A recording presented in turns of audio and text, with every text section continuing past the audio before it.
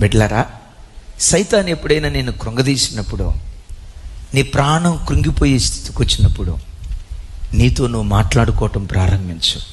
నా ప్రాణమా, నీవేళ నాలో కృంగి ఉన్నావు, దేవుని యందు నిరీక్షణించు, తప్పకుండా రక్షిస్తాడు.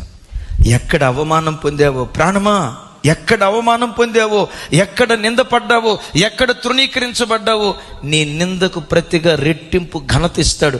ఎవరో నిన్ను బలపరచడం కాదు, నిన్ను నీవే బలపరుచుకోవాలి. నా మాట అర్థమైందా?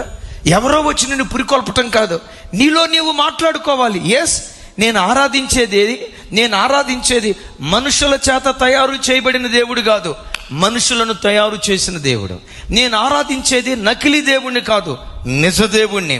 నేను ఆరాధించే దేవుడు ఏమైనా చేయగలడు, కథ మొత్తం మార్చగలడు. నా చరిత్ర దేవుడు మారుస్తాడు. ఇంకా నా దేవుని యందు నిరీక్షణ ఉంచుతా.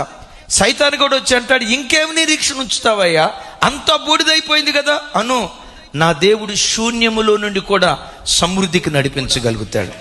ఫ్రమ్ నథింగ్ టు ఎవ్రీథింగ్, శూన్యములో నుండి సమృద్ధికి నడిపించగలుగుతాడని శ్రమలలో కూడా స్తుతి కీర్తన పాడు. ఆ స్తుతి నీ స్థితి మార్చటం ప్రారంభిస్తుంది.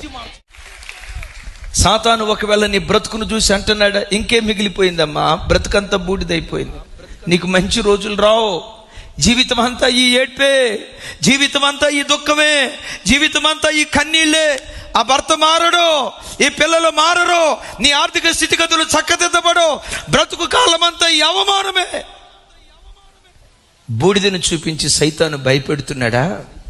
గుండె లోతులో నుంచాను, నా ప్రాణమా, నీవేళ కృంగి ఉన్నావు, ఆయన నీ రక్షణకర్త.